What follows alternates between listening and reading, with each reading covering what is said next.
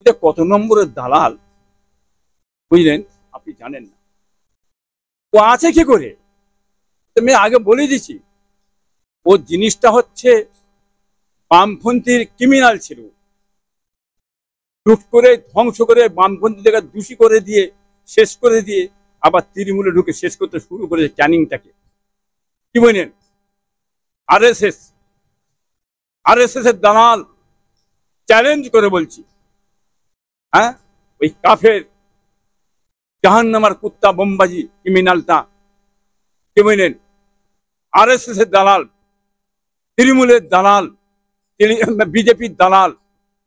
উনি যে গদিতে ওনাকে বসিয়ে রেখেছে, কে ওতে বসিয়ে রেখেছে মমতা ব্যানার্জি সাহেব স্বয়ং নিজে। মমতা হচ্ছে আরএসএস এর দালাল। হ্যাঁ, আপনারা জানেন না? তার যে কটা লোক ঘুরছে নেতা হয়ে সেজে বসছে সেই দলেরই, তারাও তো আরএসএস। কতদিন ধরে ভণ্ডমিপনা করে এই বিজেপির দালালি করবে, আরএসএস দালালি করে গুন্ডামি চালাবে। তোমরা কি জানো না কি জিনিস?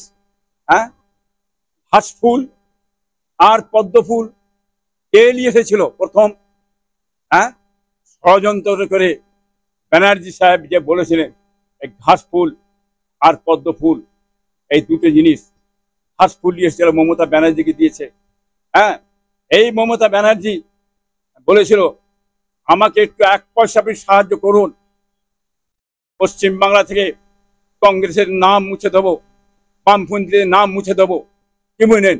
আজকে এই মমতা ব্যানার্জি আরএসএস এর হয়ে কার্যকলাপ করছে। শুনেছেন কোনদিন আপনারা ওই মমতার মুখে? হ্যাঁ, আরএসএস কোনো কথা বলতে শুনেছেন? একটা দেখান তো দেখি। হ্যাঁ, আরএসএস সম্পর্কে কথা বলার ক্ষমতা নেই, মমতা ব্যানার্জি কথা বলার ক্ষমতা নেই। চ্যালেঞ্জ করে বলছি, যারা বড় নেতা পুরবাজি করছে, ওদের কি আছে? হ্যাঁ, ফুল আরএসএস এর শখে দেশটা চালানো হচ্ছে, যার কারণে পুলিশ প্রশাসনের হাত বাঁধা আছে। কি বলেন?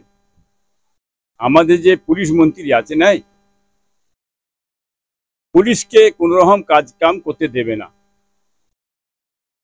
অতএব এরা মারধর করবে, পিটবে, অত্যাচার জুলুম করবে, থানা যাবে না, এগোবে না।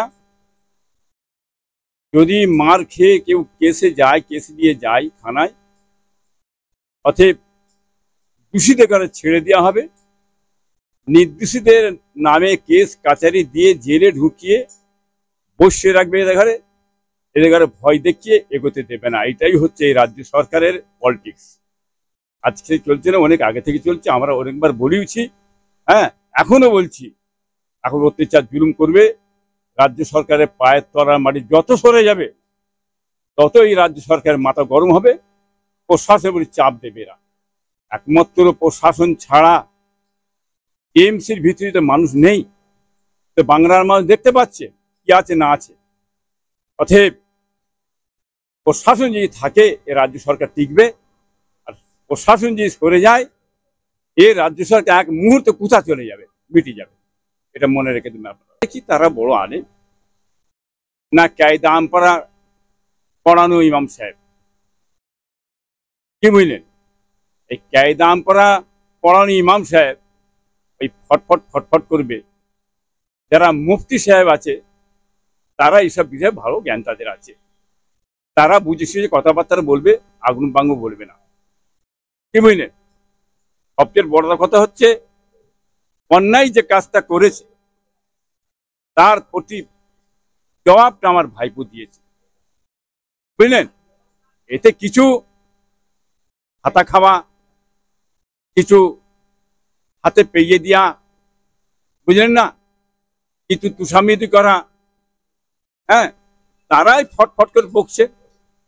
না বললে তাদের মাইনে কড়িটা বন্ধ করে দেবে, হাতা বন্ধ হয়ে যাবে, বুঝিয়ে বাজিয়ে নিয়ে যেসব বলাচ্ছে। তবে আলেম সমাজ যারা, তারা ধরে নিয়ে যে ব্যাপারটা, কি বুঝলেন? অতএব মানুষ, আপনি আলেম সমাজ পিছিয়ে চলে যাচ্ছে, বুঝে দিচ্ছে কি করতে চাইছে এই সরকার। কি বুঝলেন? এর ধ্যান ধারণা কি? কি বুঝলেন? এরা তো এই মরি সাহেবদের করে হাতে করে রেখে উল্টো পাল্টা বলিয়ে পয়সা দিয়ে অনেক কিছু জিনিস ঘটাতে চাইছে, তবে এতে চিড়ে ভিজবে না। হ্যাঁ, মহামান্য মুখ্যমন্ত্রী মহাশয়, এতে চিড়ে ভিজবে না। আপনার গুন্ডা, হ্যাঁ, আপনি ভাতা বাড়ান, আগামীতে কি করে জিতবেন সেই চিন্তা ভাবনাটা করুন। পঞ্চায়েত ভোটে যেভাবে ভোটটা লুট করেছিলেন, সেইভাবে লুটার চিন্তা ভাবনাটা এসপি, ডিএম, বিডিও কি বুঝলেন, এতে করে নিয়ে কি করে লুটা যাবে, কোন জায়গায় নিয়ে যে গণনা করে যাবে, আমাদের ক্ষমতা যেখানে আছে সেই জায়গায় নিয়ে যা আমরা গুনে, হ্যাঁ, যেমন করে হোক আমাকে গদিতে থাকতে হবে। তোমরা লোটো, অত্যাচার করো, জুলুম করো, খাও দাও, সমস্ত দিকে আমি চান্স দিয়ে দেবো, কিন্তু তোমরা আমাকে গদিতে বসিয়ে রাখবে। এটা আমি আগেও বলছি, এখনো বলে যাচ্ছি। অতএব বেশি দিন নয়, হ্যাঁ, এর জবাব বাংলার মানুষ আগামী ইলেকশনে দিয়ে দেবে।